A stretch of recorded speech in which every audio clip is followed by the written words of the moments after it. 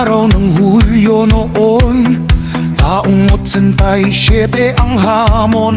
Sa Fernando Air Base kami nagtipon. Sa Lipa, Batangas nagsimulang bumangon.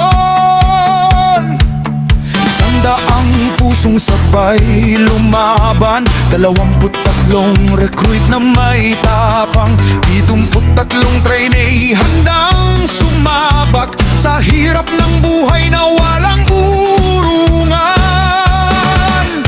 Sa bawat sigaw ng aming commander, pawis sa pagod ay naging sandata. Sa ilalim ng araw, ulan at unos, disiplina at nangalang aming bandera. Live and let die, kami di susuko. Sa apoy ng training lalo pang tumitibay ito. Bawat hakbang namin may dangal na tangan, mga sundalong hinubog ng karanasan. Live and let die, isigaw sa hangin, klase 87, hindi urong kailanman. Sa banda 11, musika'y kasama, habang tinatahak ang landas ng pakikibaka.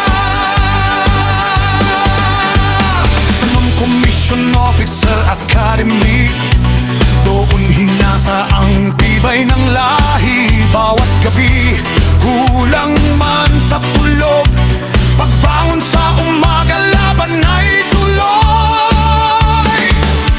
May sakit, may luha, may pagod sa dibdib, ngunit ang pangarap ay di naantig. Ang tunog ng banda sa gabi ng pahinga, nagbibigay lakas sa bawat kasama. Banda 11, himig ng samahan, gitar at tambol sa asis at tawanan. Sa gitna ng hirap at mabibigat na utos, awit naming buhay ang siyang gamot. 6 na buwan ng apoy at pawis, parang bakal na pilit pinatigas, hanggang sa araw ng aming pagtatapos, mga pangalan namin di malilimot.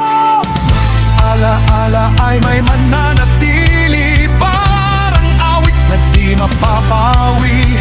Sa bawat hakbang ng bagong buhay, dalang karangalan ng Class 87. Bravo! Live and let die, ito ang aming sigaw. Mga mandirigmang minsang nangarap, Fernando Air Base kailan may di malilimutan. Doon isinilang ang tibay ng samahan. Live and let die, awit ng katapangan, banda 11 hanggang sa katandaan. Kahit saan man kami dalhin ng panahon, Class 87 Bravo ay mananatili.